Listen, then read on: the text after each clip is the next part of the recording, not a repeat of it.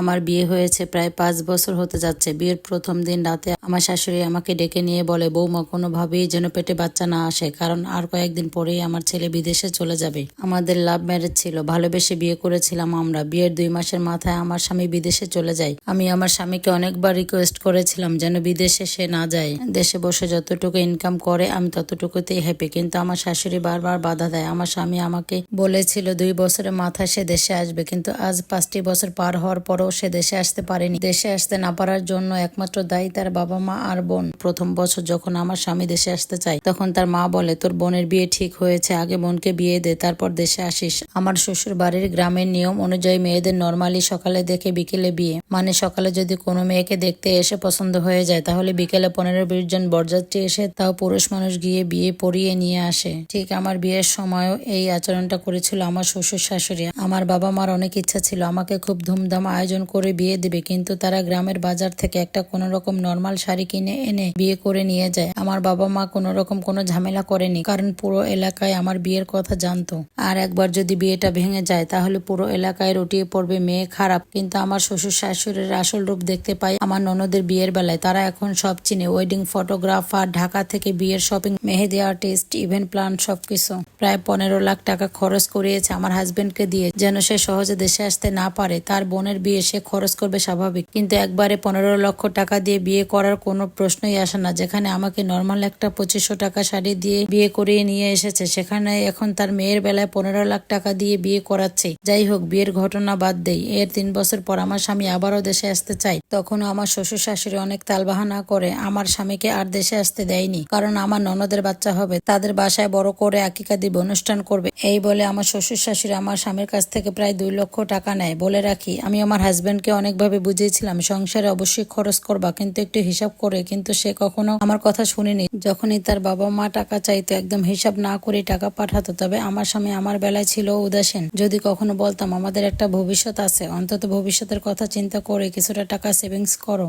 সে কখনো টাকা জমায়নি। আমাকে মাস শেষে যে হাত খরচের টাকাটা পাঠাতো সেখান থেকে আমি কিছু টাকা জমিয়ে একটা ডিপিএস করি এবং মাসে মাসে সেখানে কিছু টাকা জমাই। এই তো গত কয়েক মাস আগে কুরবানির ঈদ গিয়েছে। আমার হাজবেন্ড চেয়েছিল কুরবানির ঈদের পর আসতে, কিন্তু আমার শ্বশুর শাশুড়ি বলে তারা এখন বাড়ির কাজে হাত দিয়েছে, এখন যদি চলে আসে তাহলে বাড়ির কাজ কিভাবে কমপ্লিট করবে, টাকায় অনেক শর্ট পড়বে। বাড়ির কাজের অজুহাত দেখিও আমার স্বামীর এবার আর আসা হলো না। এই তো 5 দিন আগে আমার শাশুড়ি তার রুমে আমাকে ডেকে নিয়ে বলে, বৌমা তুমি আমার ছেলের সাথে এখন থেকে কম কম কথা বলবে। যখনই আমি আমার ছেলের সাথে কথা বলি তখনই সে দেশে আসতে চায়। কেন তুমি তাকে রাতে কি বুঝাও? আমরা কি তোমাকে কোনো অশান্তিতে রাখি? আমার শাশুড়ি আমাকে বলে আমার শ্বশুর নাকি অনেক বছর বিদেশে ছিল, তাহলে সে কিভাবে থেকেছে? তবে এইটা ঠিক, আমার শ্বশুর দীর্ঘকাল প্রবাসে ছিল, কিন্তু উনি বিয়ের 10 বছর পর বিদেশে গিয়েছিলেন, আবারও 4 বছর পরে দেশে চলে আসেন, এরপর দেশে 5 বছর থেকে তারপর অন্য দেশে চলে গিয়েছেন, কিন্তু তার সাথে আমাকে মিলাচ্ছে। আমিও তার কথাগুলো চুপ করে শুনতেছিলাম, কিছুই বলিনি। কিন্তু আমার ভুল ভাঙে 10 দিন আগে আমার ননদের হাজবেন্ডের চট্টগ্রামে পোস্টিং হয়েছে, তাই উনি অন্য জেলাতে যাচ্ছে। উনি বলেছেন সব গুছিয়ে রাখতে, কয়েক মাস পর আমার ননদকে নিয়ে যাবে, কিন্তু আমার ননদ কোনোভাবেই তাকে যেতে দিবে না যতক্ষণ না তাকে সাথে করে নিয়ে যায়। 10 দিন আগে আমাদের বাসা সালিশ বসেছে, সেখানে 2 পরিবারের লোক উপস্থিত ছিল। এর মাঝে আমার শাশুড়ি চেঁচিয়ে বলে ওঠে, জুয়ান মেয়ে জামাই ছাড়া কিভাবে থাকবে? যদি জামাই সাথে করে না নিয়ে যায় তাহলে যাতে তাদের মেয়ে তাদেরকে ফেরত দেয়। বিচার শেষ করে আবারও আমার স্বামীকে ফোন দেয়। আমার শাশুড়ি ফোন দিয়েই বলে, বাবা 1 লক্ষ টাকা লাগবে, তোর বোন তার জামাইয়ের সাথে চট্টগ্রামে শিফটিং হবে, নতুন বাসা সাজাতে টাকার প্রয়োজন হবে। এবার দেখলাম আমার স্বামী তার মায়ের সাথে অনেক রাগারাগি করতেছে, মানে টাকা পাঠাতে চাচ্ছিল না।